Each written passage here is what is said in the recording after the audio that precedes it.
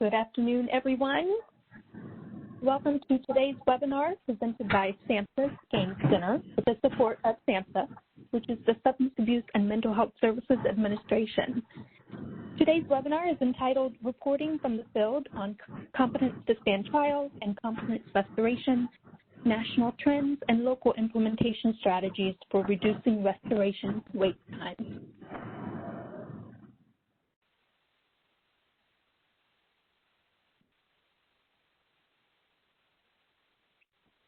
I'm Dr. Melissa Stein, and I am a Senior Research Associate at Policy Research Associates and the Communications Lead at SAMHSA's Gaines Center.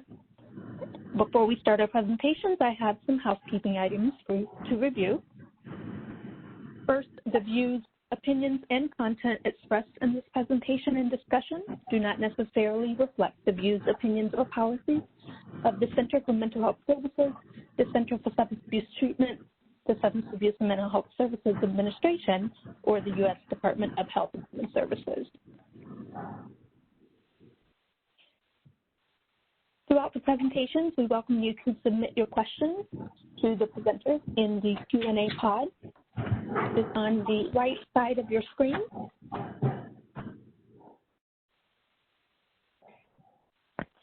We also have a number of polls that will be coming up, and we really appreciate your participation in those polls.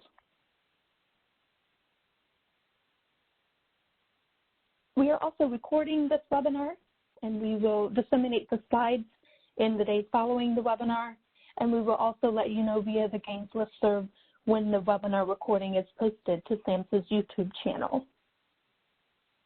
We also provide a certificate of attendance to be downloaded at the end of the webinar. And please note that this is for your own personal use, and we are not able to offer CEU credits.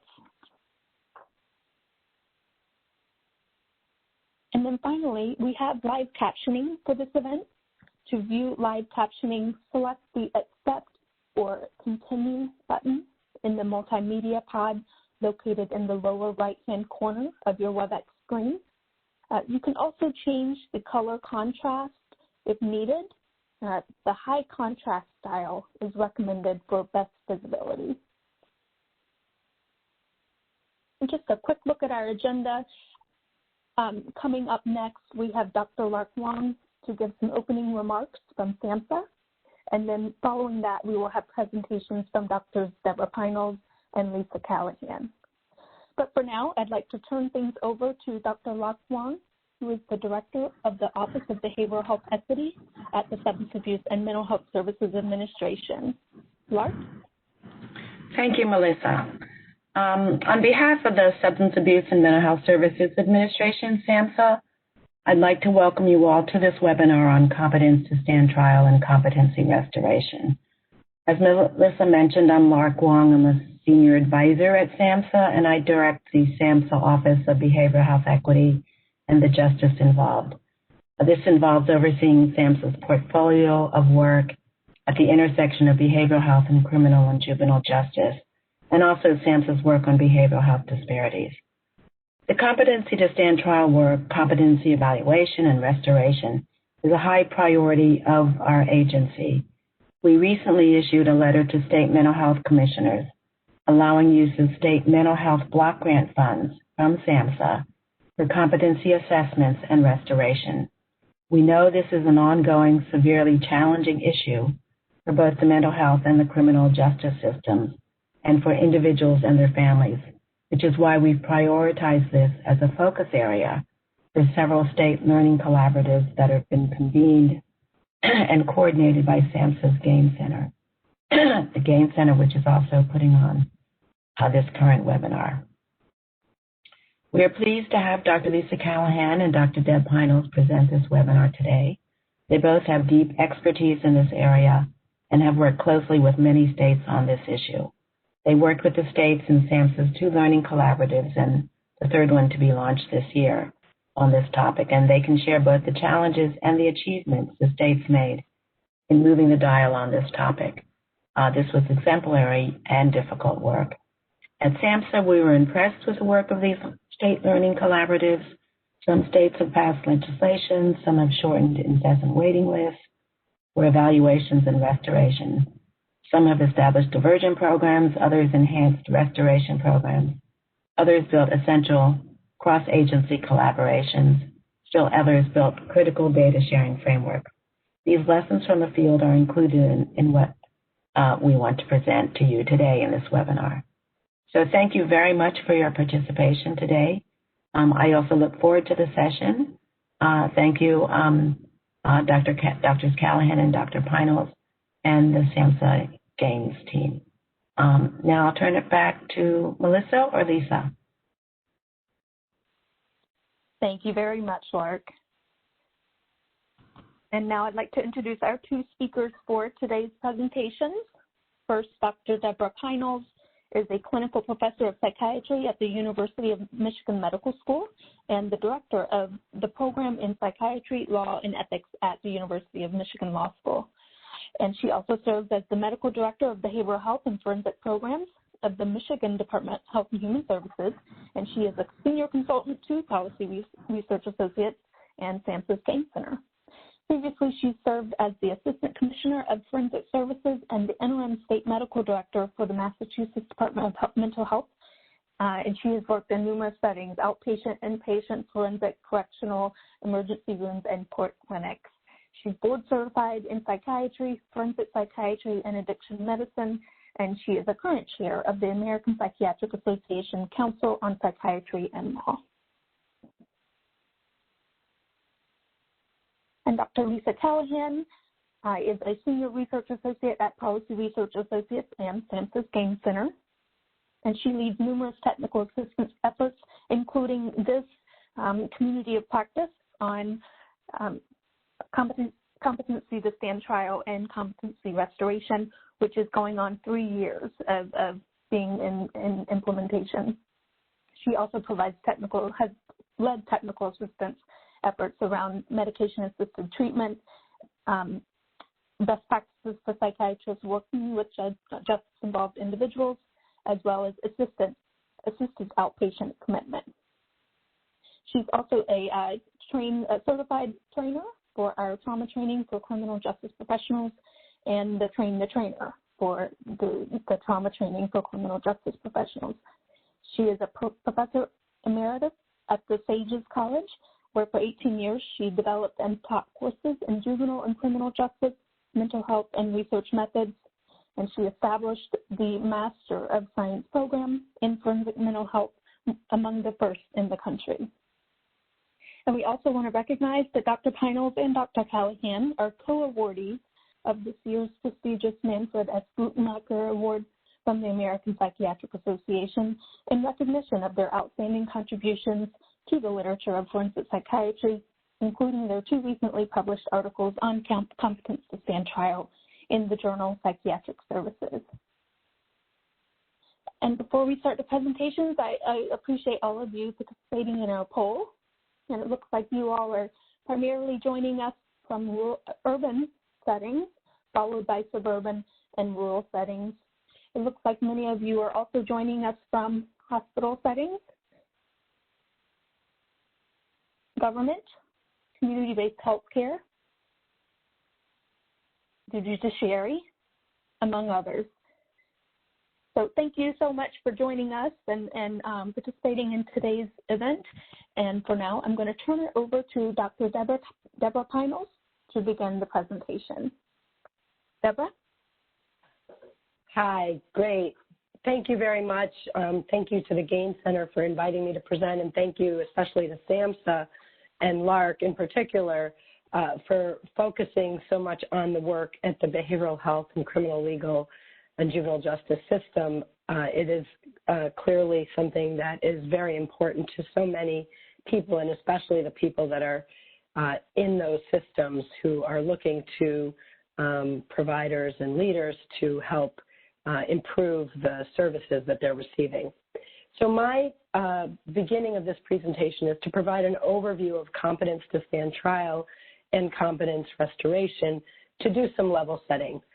For the people who are listening to this webinar, some of you may have great experience with this, and some of you may have are new to the conversation. So the goal here is to provide some basic information and then to talk a little bit about the situation we're currently in. Also, please note that although it stated I was at the law school, I do teach at the law school, but I'm primarily at the University of Michigan Medical School. Just want to give them a little shout out.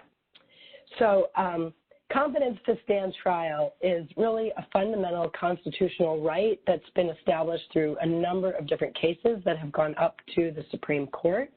And it's grounded in Sixth Amendment and 14th Amendment constitutional principles of related to due process, related to being able to confront one's accusers, and other types of principles within the Constitution.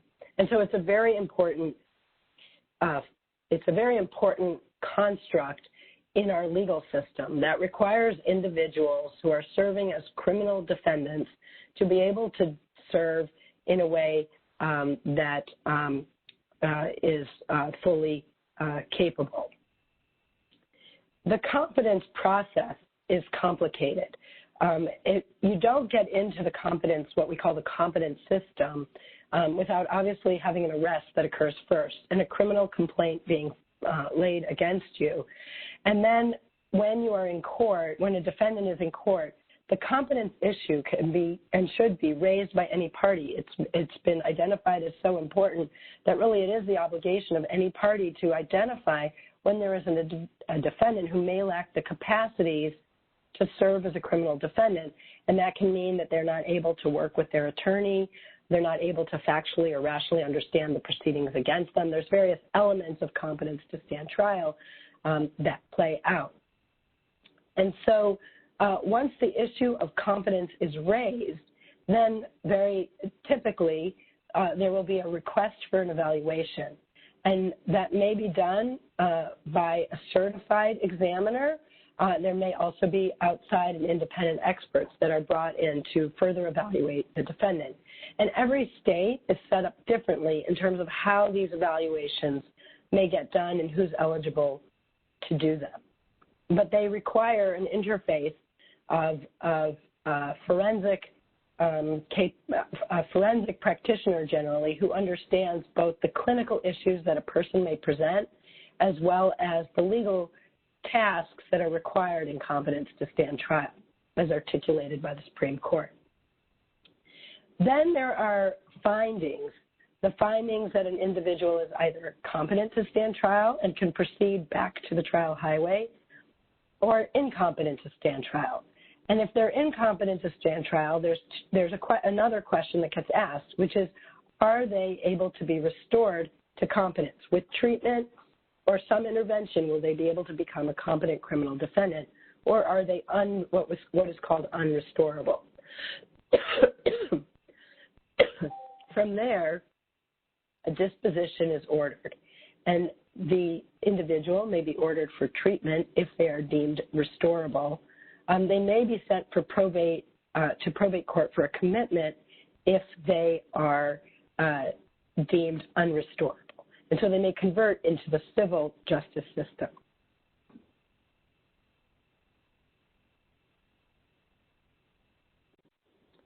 Now, we have a system right now that's got a lot of fluid dynamics, and it's important to understand what's going on. Historically and typically, incompetent to stand trial defendants are sent to state hospitals for their restoration periods. And this is something that the communities of practice have really focused on, trying to shift where they may be restored.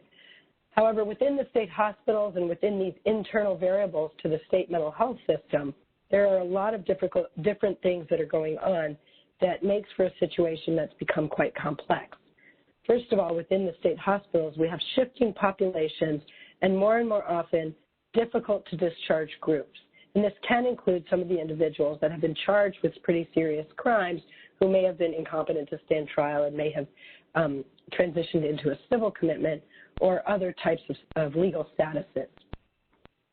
There may be staffing limitations within the state hospitals. We have workforce development and recruitment challenges throughout the behavioral health system, and in the state hospitals, there's no difference. And so that can be a challenge as well. The evaluation practices within the state and within a state hospital can differ. And in fact, in any given state where there's multiple state hospitals, there may be different people responsible for doing these competence to stand trial evaluation updates. And finally, there can be restoration practices that are quite different. Some hospitals will use rigorous curriculum criteria. Others will do more one-on-one or some combination. But again, within a state, you may have one type of what is meant by a restoration practice, or you may have variable approaches to restoration. And there may be other internal variables that go on that make for the criminal defendant a very different picture depending on where they end up. Oops. The external variables that lead to our current system, and we'll talk a little bit about what we mean by what we're currently facing, are also multifactorial.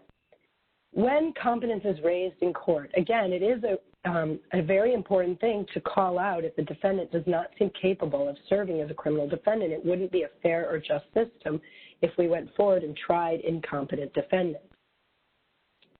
Very often, however, the competence to stand trial system has been used as a treatment system or as a pathway to treatment, where well-intentioned individuals in the courtroom see somebody perhaps with serious mental illness or with behavioral dysregulation, and they're trying to solve a problem, and they're trying to get this individual help, and they believe that sending them into the competency system for restoration is almost identical to sending them anywhere for getting treatment.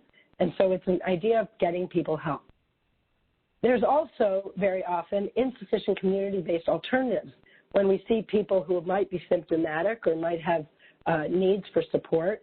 In most clinical settings, we're going to want to look at least restrictive alternatives and where people might get the best care. But when we talk about raising the competency issue, if a person's been identified as incompetent to stand trial, there's often insufficient community-based alternatives, which leaves the state hospital or jail as the only place where these individuals can be. Also, because there's been so much case law on the critical importance of competence to stand trial, the parties in the courthouse are really trying to uphold the defendant's legal best interest in ensuring that they do not go to trial as an incompetent defendant. There may be a lack of awareness about what's really happening once that question is raised and where they're going, and there may be alternative pathways that haven't been explored because they're unknown yet to the different stakeholders in the conversation. Also, the conditions of confinement may be unclear to people. There may not be a full awareness of what it means for somebody to be in restoration treatment, which is not identical. It's not one-for-one identical to what treatment might look like if somebody went to, let's say, an acute psychiatric hospital. Also, if they're waiting for services while in jail or if they're sent to jail, there may not be an awareness of how the conditions of confinement could actually play out for an individual, for example, with serious mental illness, who may not have access to the medications that most benefit their treatment or may have periods of medication disruption.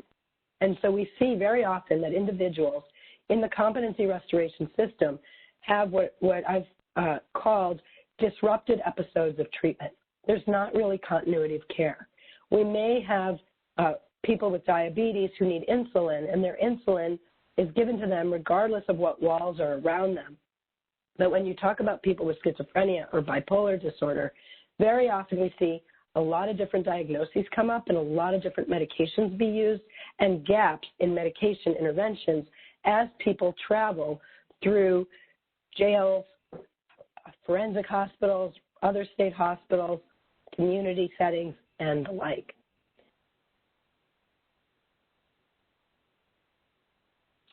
So what does this look like now in terms of the defendants found incompetent to stand trial?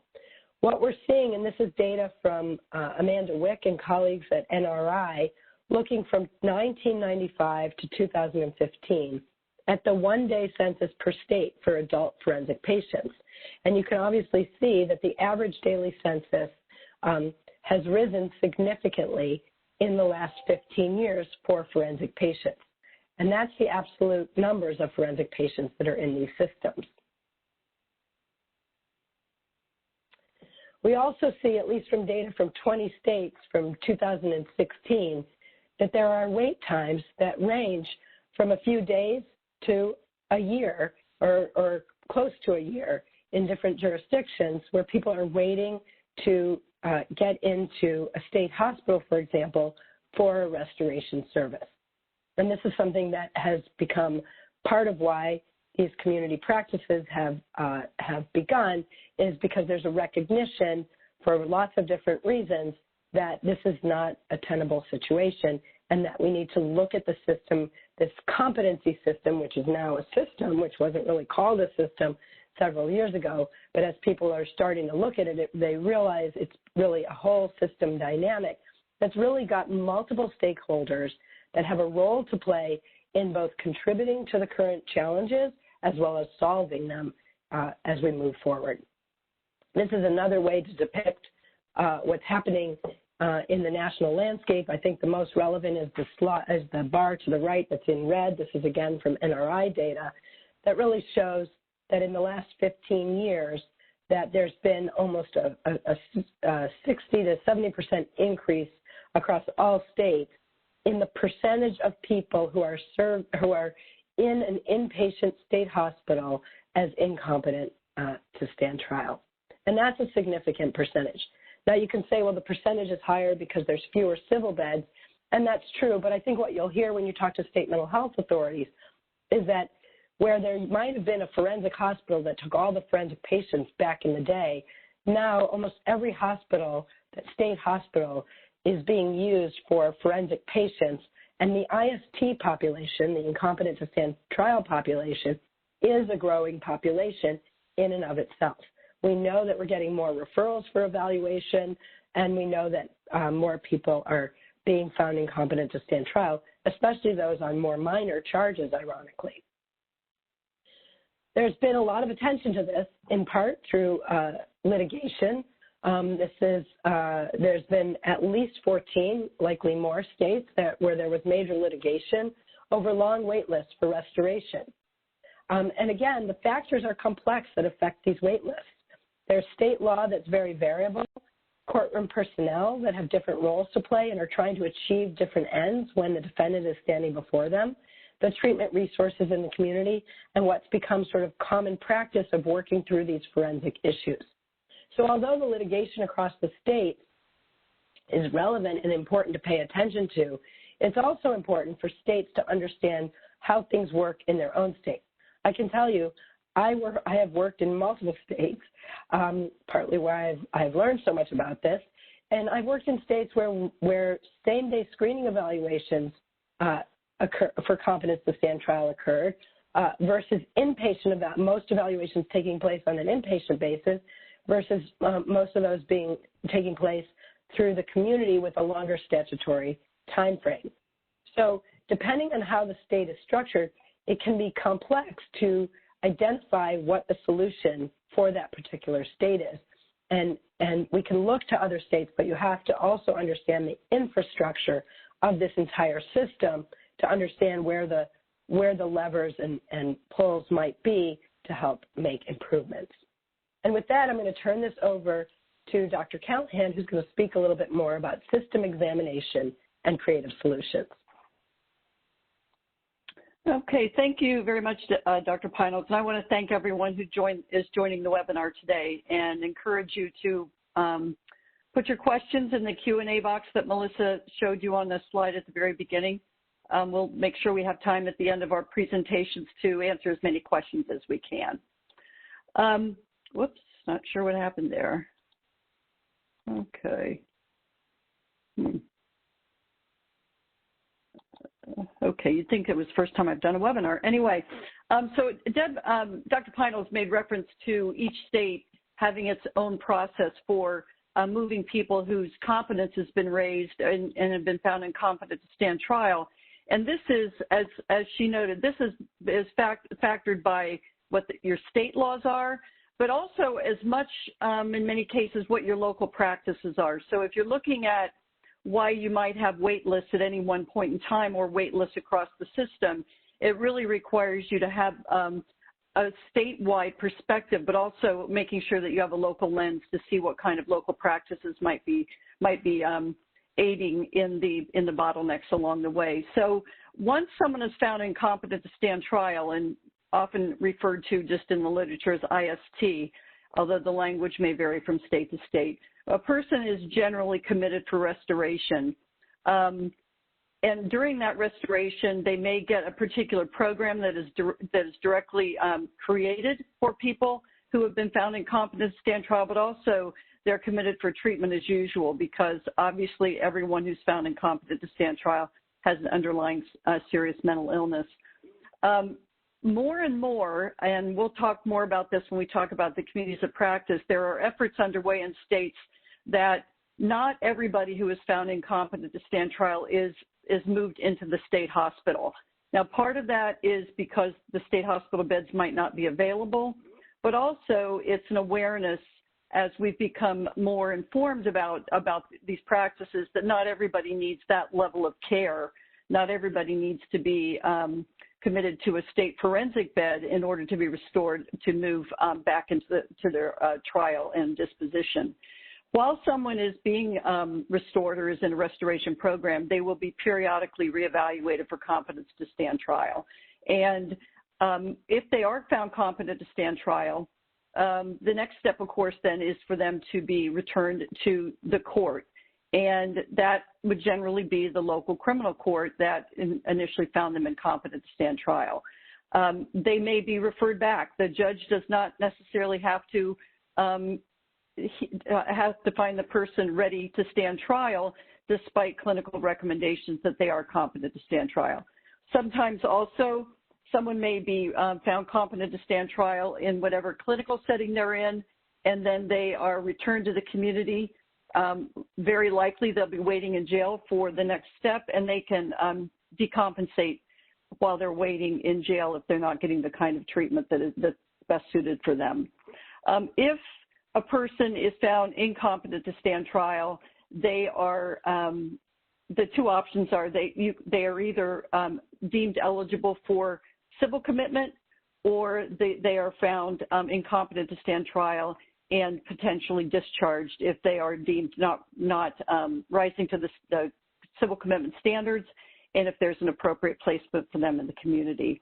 In some states, the length of time that this process can take place is dependent upon the underlying crime, and there has been significant federal Supreme Court case law that's guided how much time someone can spend in this competence process, although we know from working with many states that there's not necessarily an adherence to what are called the Jackson standards, a period of time that someone can be in the competence process. So once someone is found incompetent to stand trial, as just in review, they can become a civil patient if they meet the criteria. They can be recommitted as someone who needs competence restoration services, or they can be referred back to court for their case to be resolved. And this varies both at the state level, what guidance there is, but also in local practice.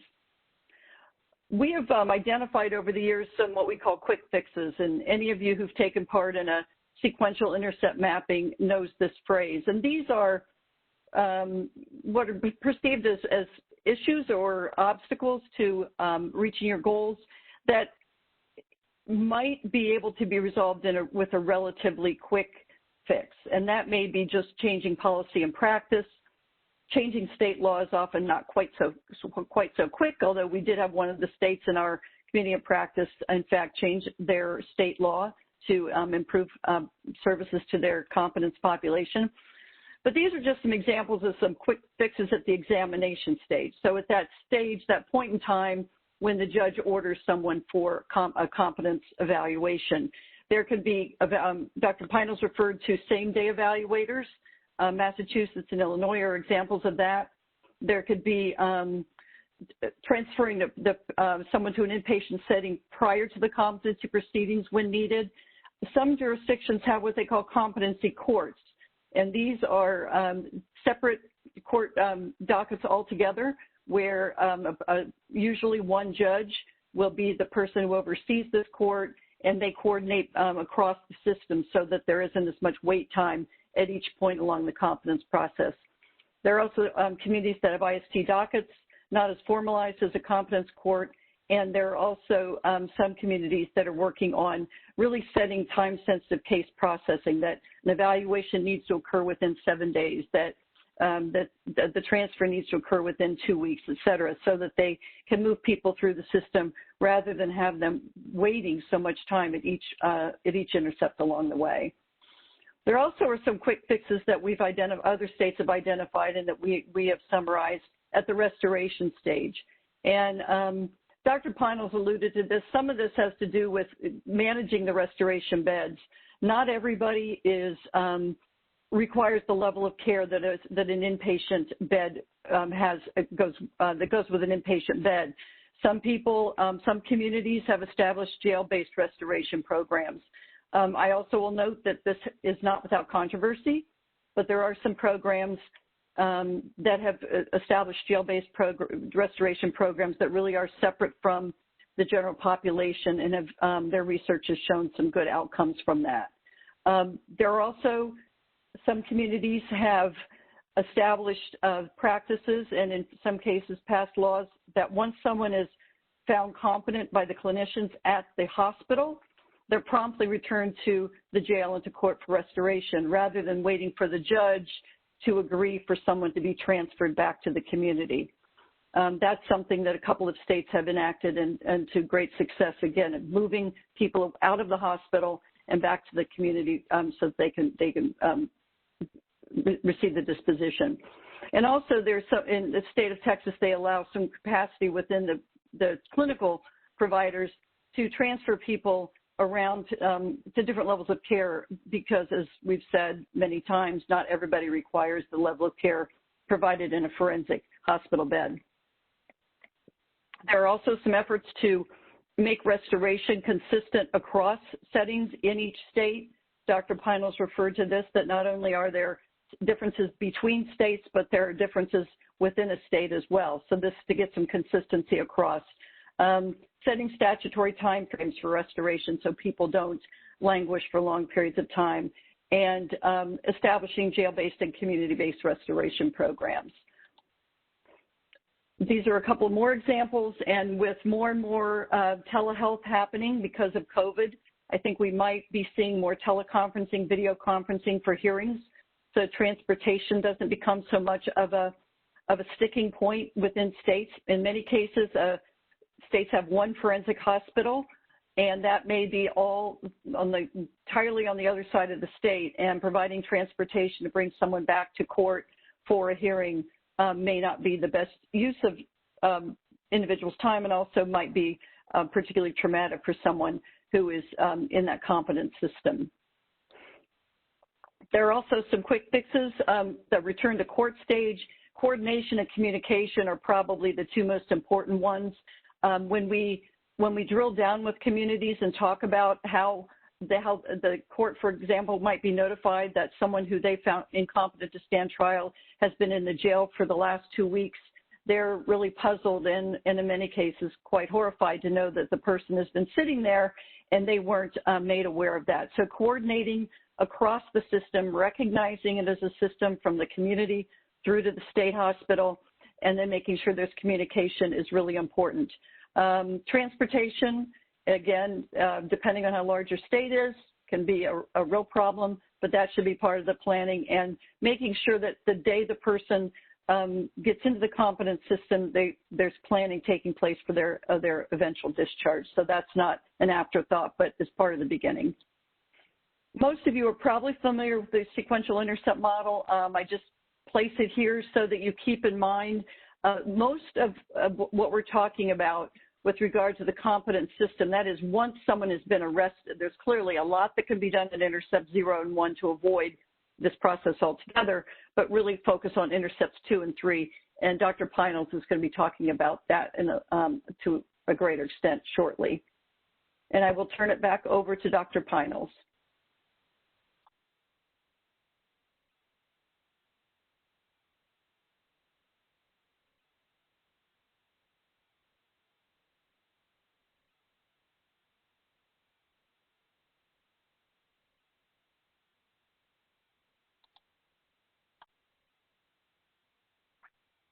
Deborah, are you on mute? Oh, thank you. I guess I was. Okay, great. Can you hear me now? Yes, I can. Thank you. Excellent. Thank you. So I'm going to be speaking a little bit about the structure and function of various component parts that can address some of the needs of the population of individuals found incompetent to stand trial. So there's, first of all, and some of the situations that are occurring across the United States that might make for new challenges and new opportunities.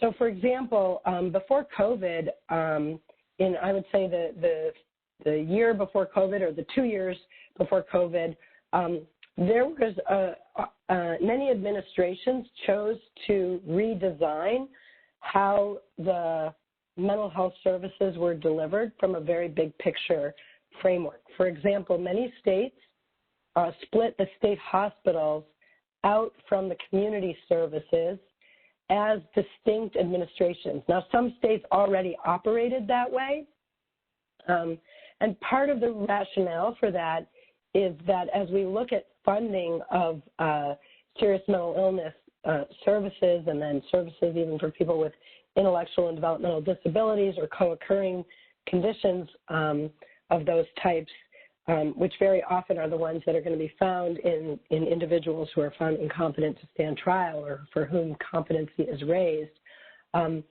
More and more of the services have been funded by Medicaid in each state.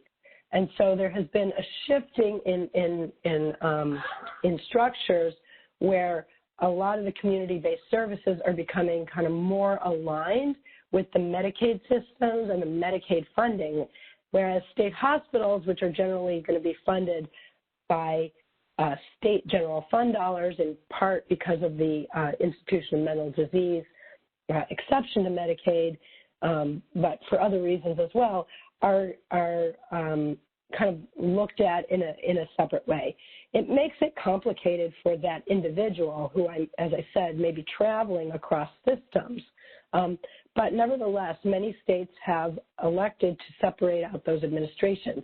And again, that can be a challenge, but it also can be an opportunity to think about how the community behavioral health system, which essentially has not really been as involved in the competency system, or at least not knowingly been involved in the competency system, can work within the Medicaid system to think about what is a fundable service through Medicaid, what is not fundable through Medicaid. And in many ways, this is similar to what was happening as the case law was coming about and more attention was being paid to defendants found incompetent to stand trial in state hospitals. And state hospitals, really there was some seismic shifting where there was a lot of trepidation about why are we suddenly dealing with this issue of competency restoration, and what are our ethics if we're treatment providers, why are we restoring people so that they can go face a sentencing proceeding at their, in their criminal case. And there was a lot that happened. Now it's pretty routine that state hospitals address competency restoration in almost every jurisdiction, at least other than the one that I'm aware of that doesn't have restoration in its statute. Now we're seeing, as people are saying, well, is the state hospital really the right place for all these people? Then we're seeing community systems being looked at. And community systems also starting to say, well, wait a minute, I don't deal with competency restoration. That's a forensic issue. And so we're seeing a lot of structures and functions shifting as greater awareness comes up that these individuals who are found incompetent to stand trial are individuals who may have needs that can be met by the public behavioral health system through Medicaid and through other types of services. Another interesting evolving picture is the Certified Community Behavioral Health Clinic initiatives, which has been through CMS and SAMHSA in partnership, kind of different iterations of them. But this is a potentially expanding model of community-based services, and that allows for prospective payment of the services and requires a whole host of elements in the service delivery array, including jail diversion and linkages to jail diversion activities. And so it may be another place where persons who are found incompetent to stand trial will have some interesting opportunities. And so this is the structures and functions that are relevant to the population as we look at what their needs are. Another thing that's happening, of course, is the COVID-19 era, which was not something that we were contemplating a year ago. But here we are. It's been almost a year. We're going to get to we're going to come on a year from that first case that was identified on the globe. So what has happened? We have seen a massive shift to video evaluations because of COVID. And I can tell you, before COVID, there was some interest in video evaluations, but there was a lot of also trepidation about what these video evaluations might mean, including from defense counsel who were concerned about their defendants' rights, including from clinicians who weren't sure about whether they would be able to do accurate evaluations, and also in terms of resources, in terms of what does it take to set up an infrastructure for video evaluations. Well, in comes COVID, and most evaluations have shifted to some sort of telecapacity where courts are still open and doing ordering competency evaluations. I can tell you in Michigan, we shifted entirely to video. Now we're doing a combination of both. And that was done in a matter of weeks, so that all got shifted and set up. So what opportunities does that open up for us, and also what challenges? For example, one of the challenges right now is getting access to sufficient equipment, video equipment within the jails where people might be housed or within the community, and figuring out where people can actually be physically when they are having their video evaluation, and what supports do they need around them when they are getting this evaluation. And so it requires the creation of new pathways, which requires the creation of new infrastructures. With COVID, we have downsized jail populations. I've heard estimates of about 50%. 50% of the population has shifted. Now, who is left? So the question is it going to be, people would say in the state hospital that when state hospitals downsized, the civil population was supported in other places, leaving the forensic population to represent a higher proportion of patients in the hospital. Now you could look at the jail population, and those that are lower risk, lower concern, might be easier to release from a public safety perspective. Those that can make bail and other factors are going to be able to leave and are going to be, they're going to leave. Who's going to stay? So the concern is, are the people with more serious mental illness and more serious intellectual and developmental disability, traumatic brain injury, dementia, who have serious charges, or even those who are highly symptomatic and have low charges, going to be the ones that stay because they are in this forensic system, which sometimes becomes somewhat of a holding pattern for all systems, waiting for the forensic issue, the competence issue to get resolved. And so we don't know yet what the data will show, but that's one of the concerns that we have to think about. At the same time, the connections to community services, depending on how the communities are holding up, they can be accelerated as people are working hard and doing yeoman's work to do all sorts of crisis services and all sorts of connections. But there are also areas where there's some fraying, and certainly when a community service staff cohort gets COVID, it creates a whole set of challenges. So competence to stand trial in the COVID era is a very evolving picture, and requires us to continue to pay attention, again, to the people that are in those systems. There is more support for community competence to stand trial evaluation and competency restoration services. And that, as Lark mentioned in the very beginning, is partially going to be available through block grant dollars, which is a brand new idea that SAMHSA pushed out just before, I think, COVID hit, which would allow for creative use of block grant dollars for care coordination, case management, treatment and supports, and even doing in-reach into the communities, jails, and even state hospitals to have forensic liaisons, perhaps, or in some states they call them forensic navigators, who can help these individuals in the competency system get reattached to, or attached for the first time to services through the use of Black grant dollars. And this is a wonderful opportunity to take advantage of a funding source. It does mean looking at how Black grant dollars are spent and readjusting and maybe giving up some services that maybe aren't as impactful or aren't as effective, and really looking at your Black grant dollar and saying, could our dollars be better served with some amount of money being used to help this.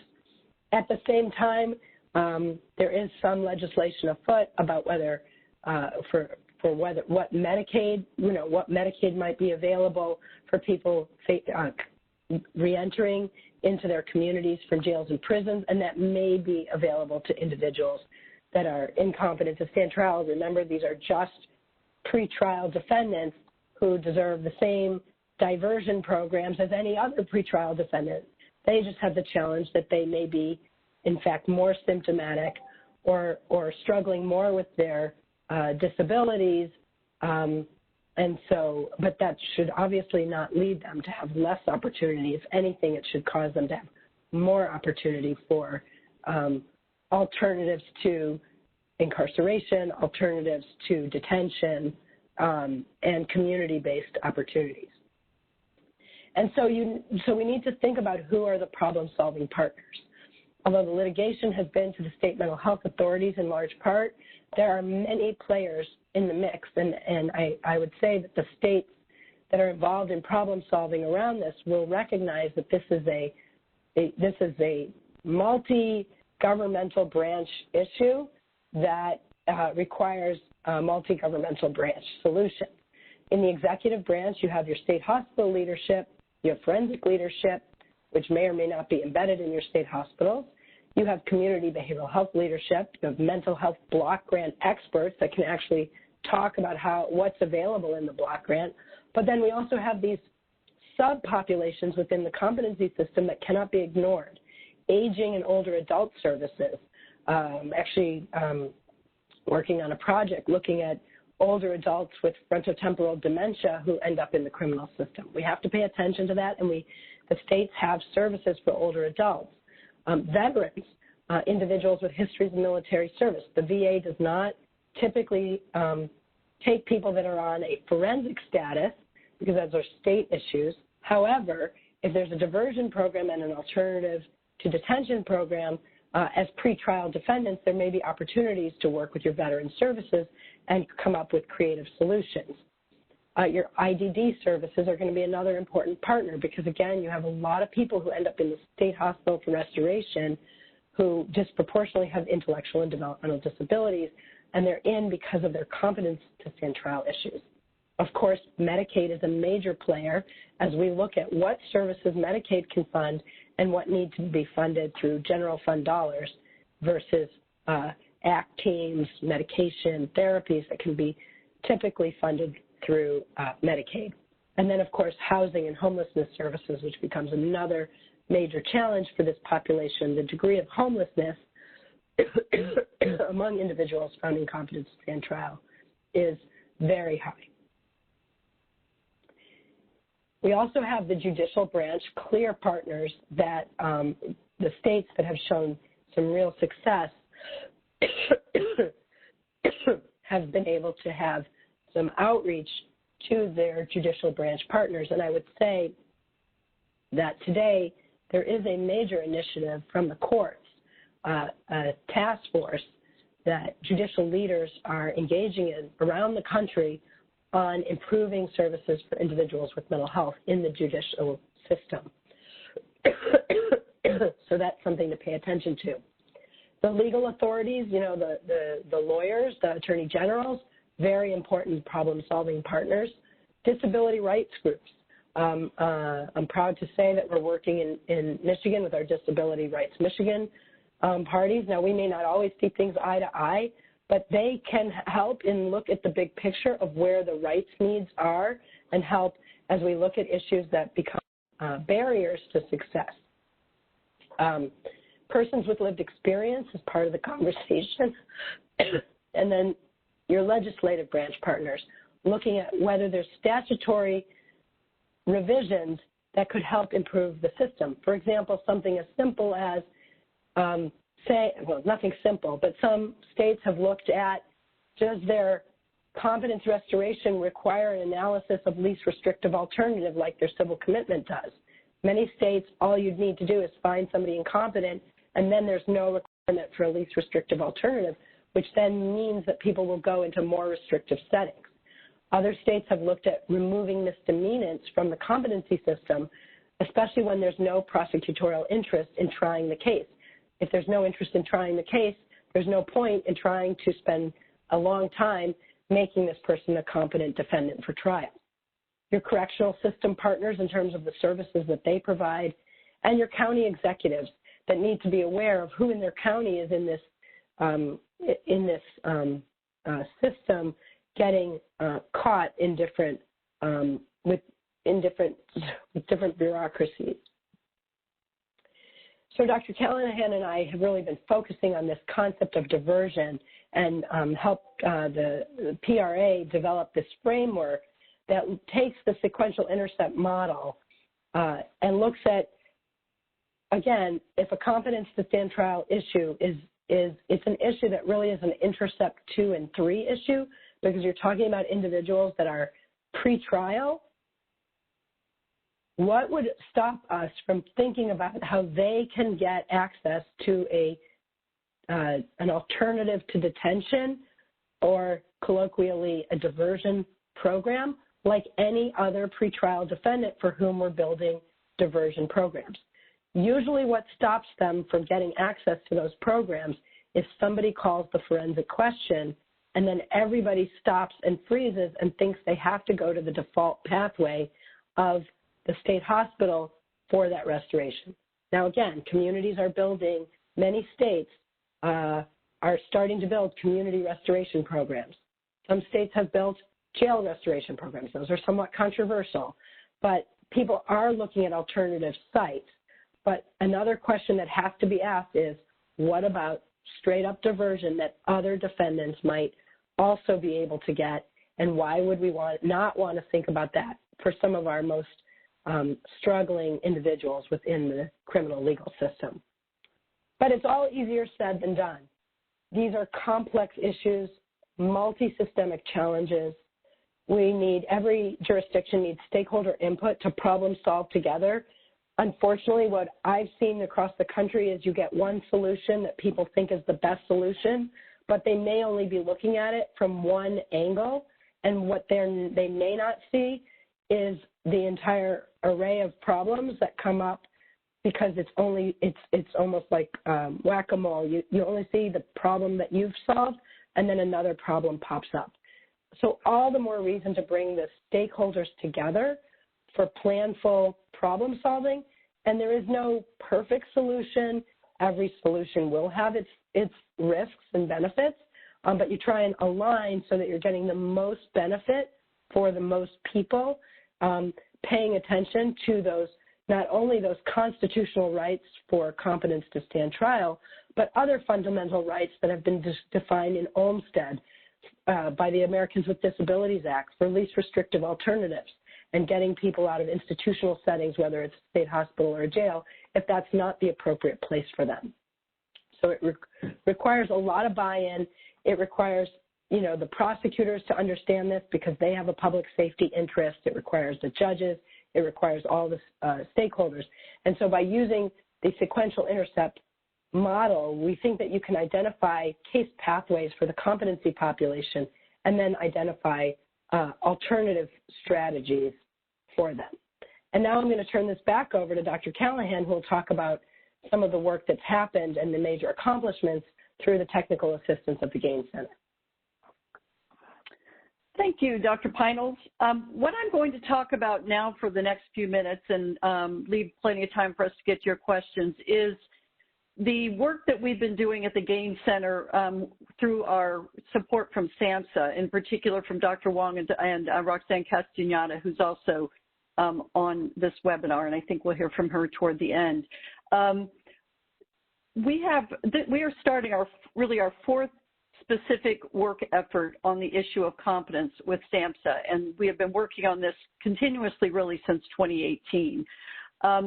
In 2018, we were asked by SAMHSA to do a national scan of competence to stand trial.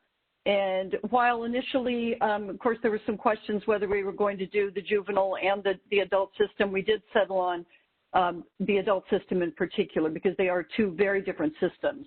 And they wanted us to identify all of the research that's been done in the area of competence to stand trial and competence restoration, any practices and policies that the states have with regard to both restoration and evaluation, and also to do a survey of the laws from each of the states on the issues with regard to competence. So one of the sort of backgrounds for this work was that SAMHSA wanted to know if there were some national guidelines that could emerge from this work so that they could offer guidance to the states, because they knew that this was an issue that many states were struggling with. But that was really the impetus for our doing that work. I'll talk about what our takeaways were from that in just a minute. Out of that work that we did for them, one of our communities of practice through the Gain Center, SAMHSA asked us to organize one on competence issues. And we did that, and through a national solicitation, we selected 8 states to be in the community of practice. I'll also cover in a minute what those takeaways are. We had a lot of work that was done during the 2018-2019 learning community. There's some things that were left undone because, as Dr. Pinal said, these are very complex systems, and she described the various stakeholders that really need to be at the table if you're going to make meaningful change in a system that crosses over both the local level and the state level. So our community of practice was continued then for an additional year, and 5 of the states from the previous year elected to continue, and we selected 4 new states. The work continued across those 9 states all of last year, and then because we still had work to do, SAMHSA asked us to continue the community of practice now going forward in 2021. So I'm going to now talk more specifically, dig a little deeper into what we learned at each of these. Actually, let's skip this for a minute here. The work that we did. The national scan, as I mentioned, one of the goals was to see if there were some national standards or common practices. And we convened a group of experts, national experts across the systems, both from a mental health director's point of view, from clinical psychologist's point of view, psychiatrists, et cetera. Dr. Pinals was involved in this work as well. We had researchers who've published in the area of competence to stand trial. And really the number one takeaway message, and I'm hoping everybody on the webinar hears this, is the lack of empirical data and the lack of research on the competence system. There is just scarcity of research and scarcity of data, particularly more recent data. And COVID is going to change a lot of practices, and also telemedicine is going to change practices, and pretrial diversion is going to change a lot of practices. But there really is a lack of good data in this area. This isn't to say there aren't some good studies, but in terms of having a good empirical body of research, we don't have that. Another takeaway from this 2018 national scan was the need for cross-system collaboration, which I think Dr. Pinals described quite well. Also, that states need to prioritize the least restrictive alternative, that we do it in other systems, but we don't do it in the forensic system. We also, our recommendation was to limit restoration to individuals with the most serious charges. It's, I would say, surprising. I don't want to use the word shocking, but it's surprising how many states and how many individuals charged with relatively minor offenses are in the forensic competence system. And as all of you know, it's a very resource-intensive and time-intensive part of the criminal justice system. So this was an area that the group was recommending that states pay attention to.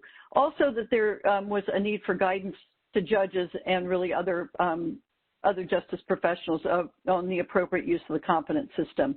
Often well-intended, wanting to get treatment for someone who clearly appears to need mental health services, but the forensic system many would argue, is not the right pathway for that treatment.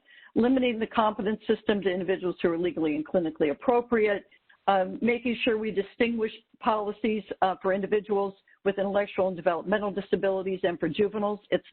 The issues are not the same clinically, and so the policies shouldn't be the same.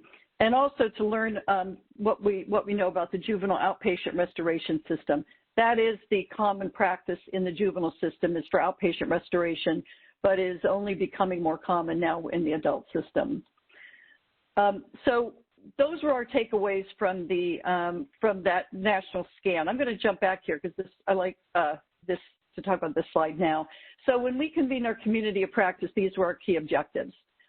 They actually are common objectives across all of our communities of practice at the Gaines Center. And so we want to make sure that we have a collective knowledge of the issue. We want to understand and identify if there are any best practices, evidence-based practices. And a very important part of the communities of practice is to work with communities to develop a strategic plan to tackle one or more of the issues that is the topic of the community of practice, and to make sure that we really enhance peer-to-peer learning. And that's something which we found very beneficial and really wonderful to observe and to be part of. So our first community of practice was in the years 2018, 2019. The Gaines Center's calendar is September through August. So we begin at the end of fall and end in the end of summer each year. And these were the cross-site priorities identified by the 8 states. There were more smaller priorities, but these 5 issues really rose to the top in terms of in the applications and the work that the 8 states identified. Not surprising to anyone on the call, anyone on the webinar, reducing wait times at every step of the competence process. And what we wanted to make sure that everybody was working from the same point of view is that it is a process. So there are very many points along the way where wait times just become cumulative. And if you can interrupt that process, you can reduce the wait times. Making sure that cross-systems collaboration is in place, making sure that you improve training, developing alternatives to hospital-based restoration, and not lastly, and maybe one of the hardest, heaviest lifts for communities is to collect data to improve policies and practices, because these really should be data-driven policies and practices, so we know that we're doing, making the most impact as we make changes. The community practice also involved on-site technical assistance events. Each state was allotted one of those, and also in these clearly pre-COVID days, every state then had an on-site 2-day facilitated strategic planning meeting. And the Gaines Center provided 2 on-site facilitators to each of the 8 states. Everybody was on the same day, and we had a facilitated 2-day event. And along the way, there would be technical assistance, virtual technical assistance provided to the states. And then at the end of the second day, each state reported out in a virtual meeting across all of the 8 sites, reported on what they'd accomplished and what they'd left on the table. So that was that closing virtual event that we had in August of 2019. So we felt that it was such a successful community of practice, and SAMHSA agreed that we then included a continuation of the community of practice. Whoops, I got ahead of myself there. Definitely want to talk about accomplishments. I'm going to back up there. So these are among the accomplishments that the 8 states achieved during the course of the community of practice. I'm not going to read all of them to you because I think they're pretty clear. They're short bullets. But I think that this may initially seem like really, really ambitious goals, that these were ambitious goals. I can tell you that the state teams and working with the communities really worked hard and were able to accomplish a lot. Because of the nature of this issue, each team for this community of practice was a combination of state leaders people who could change laws if that was in fact what the goal was, and one of the states did in fact change one of their laws to establish community-based restoration. So we required that the teams include people who actually could make these changes or recommend these changes to the people who would make them. So this isn't to say at the local level it's not important. So we also required that each of the teams include members of communities then who are experiencing these fluctuations, such as the local sheriff, if he or she is in charge of the jail, local behavioral health professionals, local judges. So the teams were really a broad group who had varying responsibilities, but who came together for some really hard work and really rolled up their sleeves and accomplished quite a bit. Here's some additional accomplishments from that first year. And this is among the eight states. Everyone accomplished at least one of their goals. Many of the states accomplished more than one of their goals. So we were really pleased with how this turned out. A lot of good feedback, a lot of enthusiasm from the teams, and SAMHSA agreed that we should continue it then into 2019 and 2020, which was earlier this year. As everyone knows, everyone had to pivot their work in March. Just as we were getting ready to launch our on-site work, much in the same way that we did the year before, we had to move everything to a virtual format in a course of about 2 weeks. It was, if we didn't have such amazing staff at the Gain Center and such very flexible and wonderful subject matter experts, that we wouldn't have had nearly the success that we did. But what we ended up having, we added 4 new states to the community of practice in this second year, and 5 of the states who had participated the year before opted to continue into the second year. 3 of the states, for a variety of reasons, were not able to stick with it for the second year. But so we had a total of 9 states that participated in this year's community of practice. We had 34 technical assistance events, and here you can see what some of the topics were. Funding for competent services was one that we really took the lead of SAMHSA in terms of discussing block grants and how that could be utilized for competent services. A lot of interest in different kinds of restoration models, community-based restoration, for example. Some concerns around really bringing the state into some kind of consistency across the state in terms of, for example, evaluation services. A lot of strategizing, working across the systems, across systems collaboration. And we also then, I would say that it didn't start out to be quite this ambitious, but it turned out to be really successful. We hosted 32 hour-long topical virtual workshops.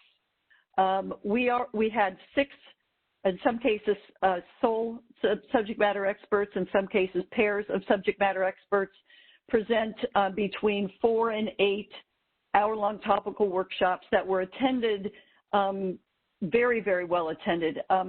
Up to 150 people would attend these hour-long workshops. The opportunity for question and answer was also built into this. We focused on collaborating with justice stakeholders, and that was led by Judge Nan Waller from Portland, Oregon, and Jennifer Johnson, who's a former public defender. We had one on community-based supports led by Dr. Pinels, community readiness for diversion, which was led by Dr. Martin Munitz and Ruth Samira. We had a series on competence restoration that was led by Dr. Neil Gowan-Smith. We had a series on data led by Drs. Patricia Zaff and Richard Van Dorn. And we had a series on jail diversion led by Dr. Patty Griffin and Dan Abreu. So all of these workshops were, as I said, very well attended. And a little footnote I'd like to just add to this, because I think all of us were really a little skeptical about going virtual on all of the work. In fact, some of us might have been a little grumpy about it. But one of the takeaways that I really want to emphasize, especially with regard to these hour-long workshops, is the technical assistance reached a lot more people than if these had been on-site events. We were just, as I said, we had no idea how successful they were going to be. The team leads distributed the announcements for these virtual workshops to the staff who work for them. For example, the forensic director who would be on their state team would send this out to all of the people who worked in her forensic system. And it reached a lot more people than if we were doing on-site TA. So I really want to kind of give that as a plug for this kind of virtual technical assistance, because I think it turned out really well.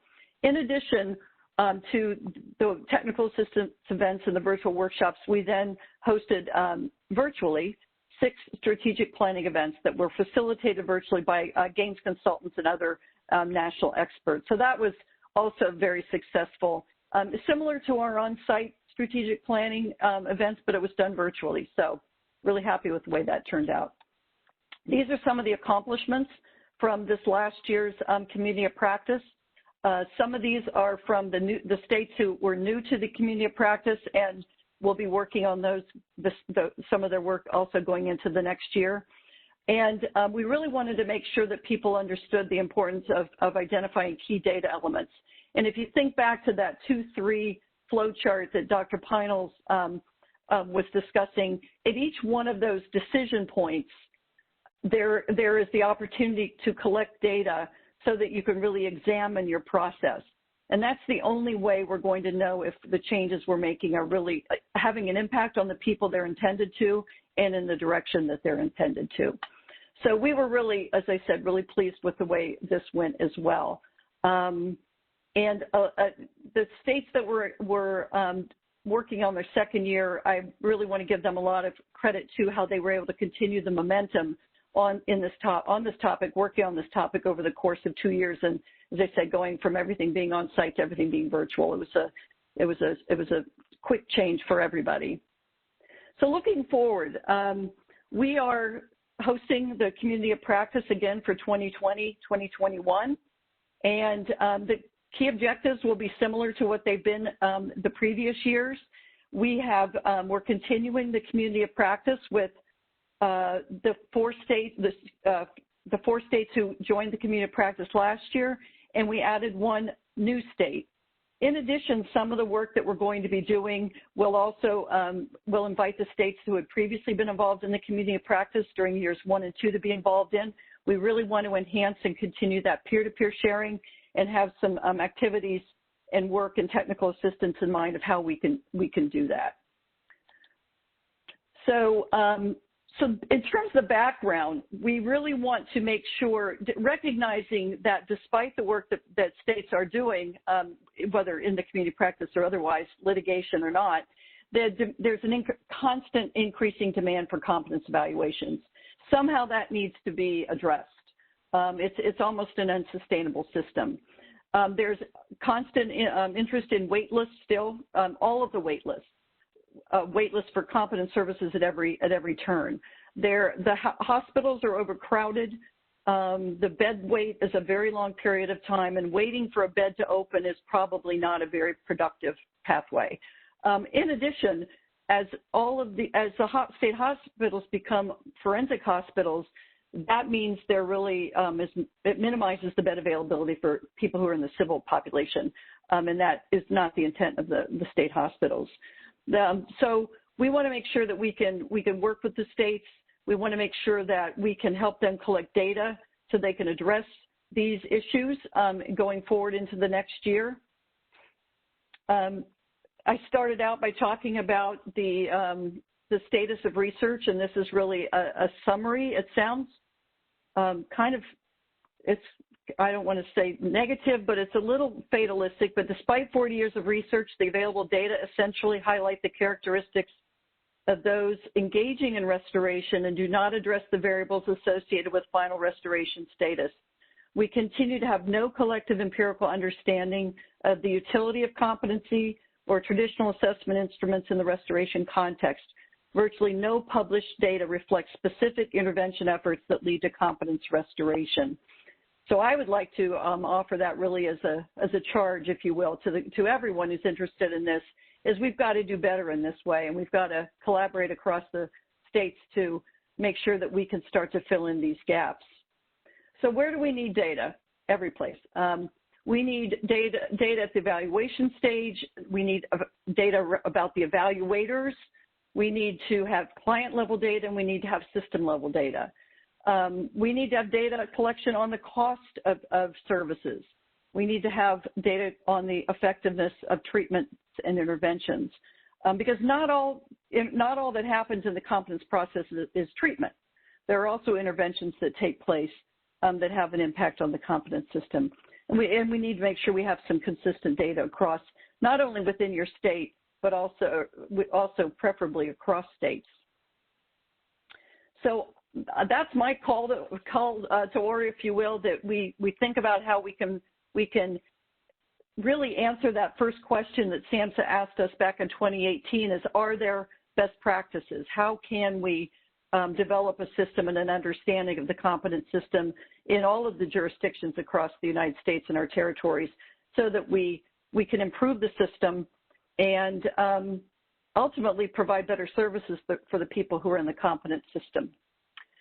So I'm going to stop there and turn the microphone back over to Melissa, who will moderate the rest of the webinar, I believe. Yes, I will. Thank you so much, Lisa.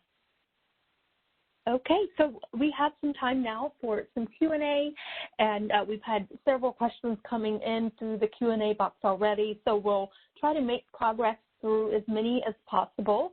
And I do, Lisa and or Dr. Callahan and Dr. Pines, I will just direct these to you both unless the person seems to indicate they would like one of you in particular to respond. So there are a couple questions that came up about the Jackson standards. And so one person was wanting more clarity as far as what the Jackson standards are, and in particular was asking if they are law in Florida. And then another person was also asking for information regarding the Jackson standards. She said, I am very interested in reading more on this as I am currently dealing with a competency that has been going on for the last 3.5 years. So Dr. Pines, do you want to start the response to the question about what the Jackson standards are? Sure, I can speak to that. I sort of breezed by it in terms of talking about case law in general. But what's being referred to is the case of Jackson versus Indiana, which was a U.S. Supreme Court case in which a defendant who had intellectual disability, pretty significant, as well as being deaf and mute, was found incompetent to stand trial. And what happened is at the state level, he was committed to an institution, and the language is until he was until he became sane. They use the term sanity and restoration kind of interchangeably in the case. But essentially what it meant is until he was restored to competence to stand trial. And of course, the problem was that he couldn't be restored to competence to stand trial. And so his attorneys argued on his behalf that based on both cruel and unusual punishment of the 8th Amendment and equal protection clauses within the 14th Amendment, that it was unfair for him because it was easier for him to get committed to the institution, but almost impossible for him to get out of the institution, and that for other people who were committed to institutions like through civil commitment processes, they were able to get out once they were proven to be no longer dangerous, but because he was unrestorable, there was no way he was going to get out. So it was essentially an easy door in and an impossible door out. And the U.S. Supreme Court upheld his position and said that, in fact, the duration of confinement must bear some reasonable resemblance to the purpose for which the individual is confined. And many states adopted and adapted their statutes to identify maximum timeframes for restoration. Now, what's interesting is those are all over the map in the United States, literally, so to speak. Some states have a 12-month maximum. Some states have a 15-month maximum. Some states have a maximum for certain crimes, but then if it's a life sentence, if it's a murder charge, for example, the maximum is kind of ill-defined. And actually, some states don't have a maximum. So these Jackson standards are interesting. It's important to note that they only apply after the defendant is found incompetent to stand trial and then sent for restoration. If the defendant is restored and returned because they decompensate and found incompetent again, a clock would start ticking all over again on if there is a state law for restoration. And I don't know each state's laws, so I can't speak specifically to Florida, but it would probably be, for the people asking the questions, worth checking out. There is a resource, the American Academy of Psychiatry and Law Guide to Competence to Stand Trial Evaluations has a compendium of the state laws, including some of the restoration statutes. So there's some resources out there for you. That's available to the public. Thank you for that. And that answers one of the next questions, asking if there was a chart around what states allow for restoration. So, so that resource would definitely answer that question. Are there any studies that indicate the optimal or the ideal time frame to allow for restoration itself? Is that for me again? Yes, it is. I mean, I think, as Dr. Callahan said, the research is very poor, actually. I wrote a paper years ago and spoke to about 6 months seemed to be the average that people reporting for restoration. A lot of places will report their timeframes for restoration. I have become and again, these are my views, not the views of any entity that that I work for, that the restoration timeframe data is it's very complex, and it's not really something that you can really compare from state to state because you have so many variables. When people are looking at their data, you don't know whether they're counting from the time the opinion of the evaluator is that the person is restored or from the time that the judge concurs that the person is restored. You don't know how controversial the case is and whether there's going to be an independent expert that's going to argue that somebody that's kind of in the gray zone isn't restored.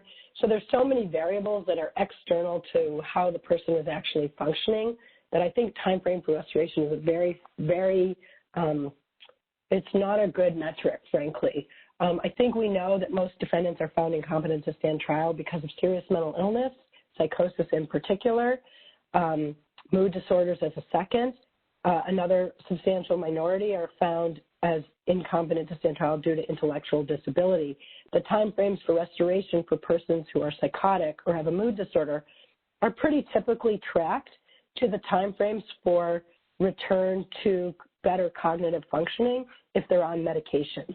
We have no data to support that education on top of medication shortens the timeframe. It probably kind of helps the system pay more attention to the competency issue. And certainly education is always a good thing for people who are in the criminal justice system and may not know what's happening to them.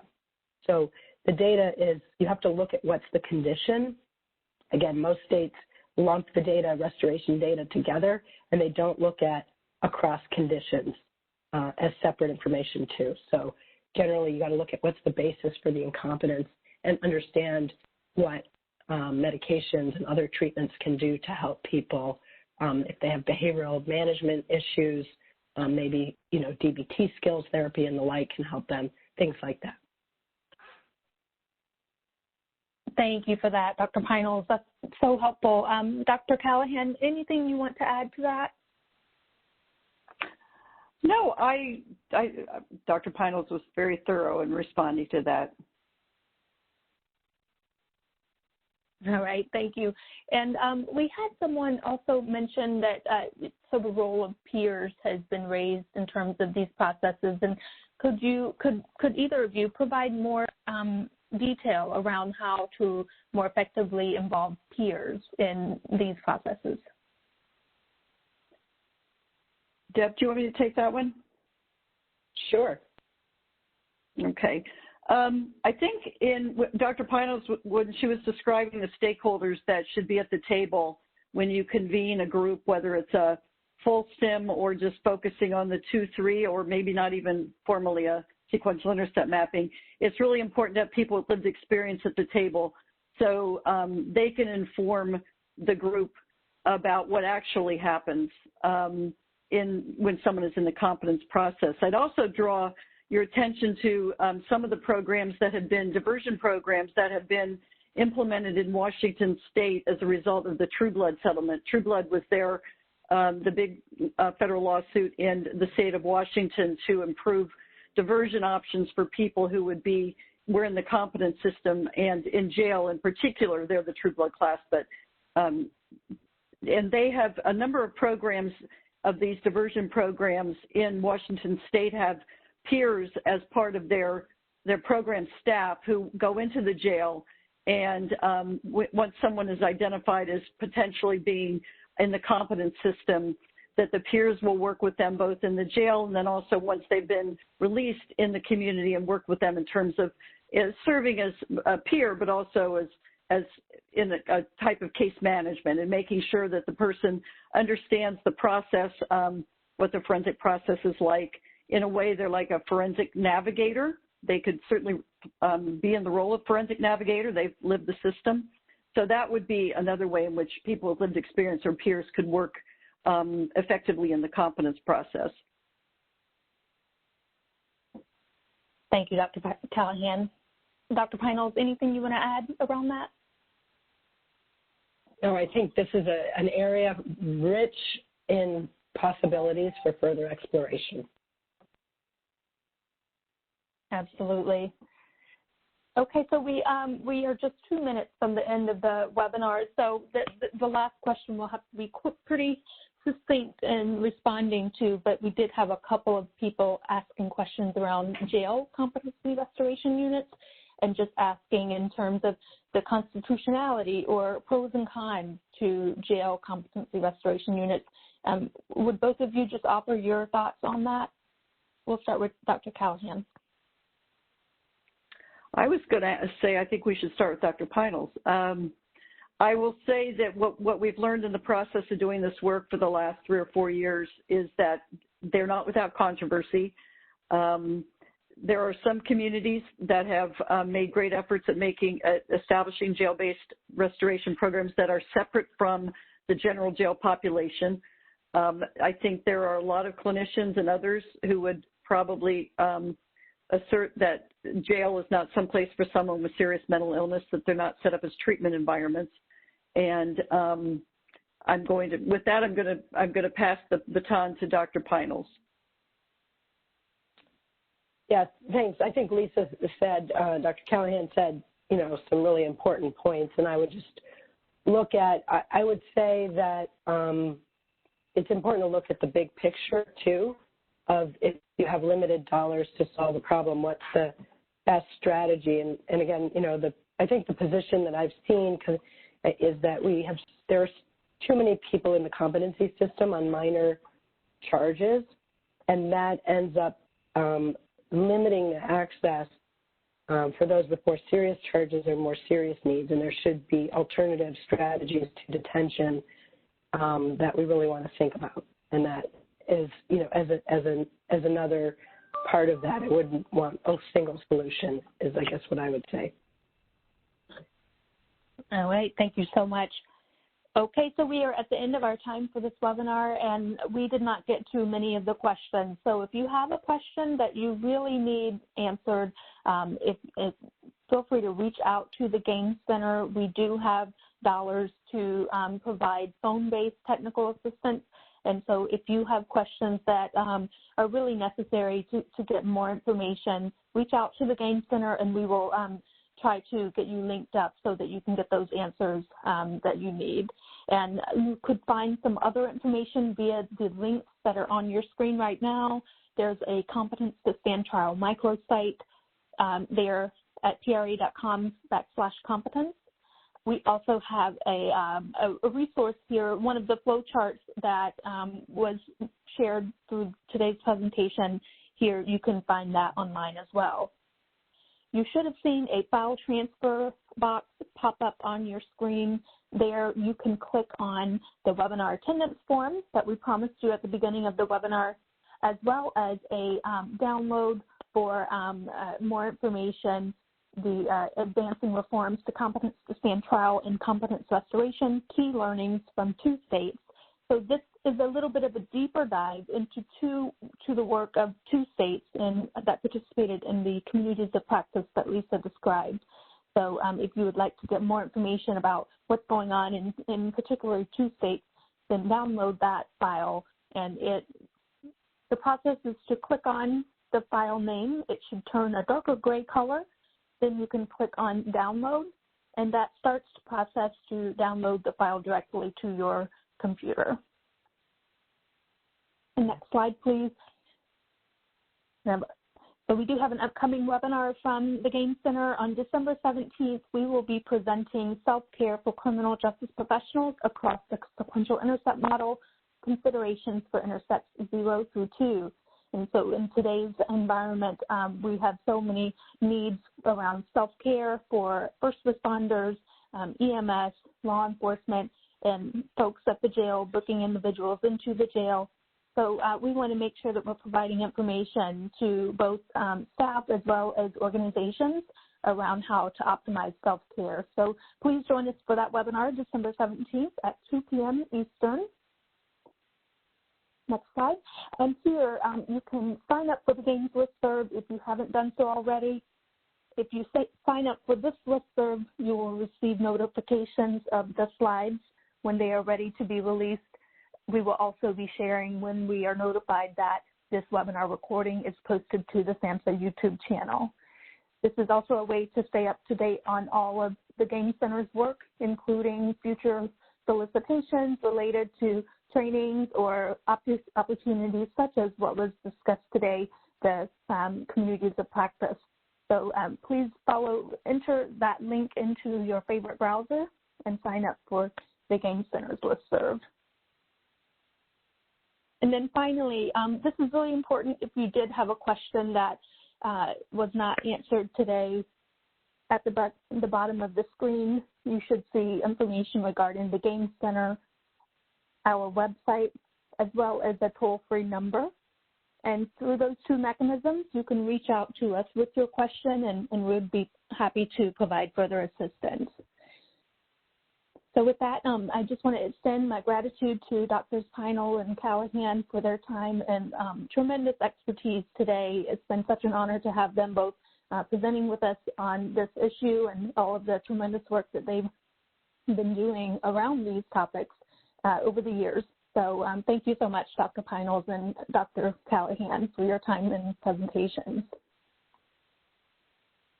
And with that, we will bring the webinar to a close and hope to see you all online on December 17th. Have a great afternoon. Thank you.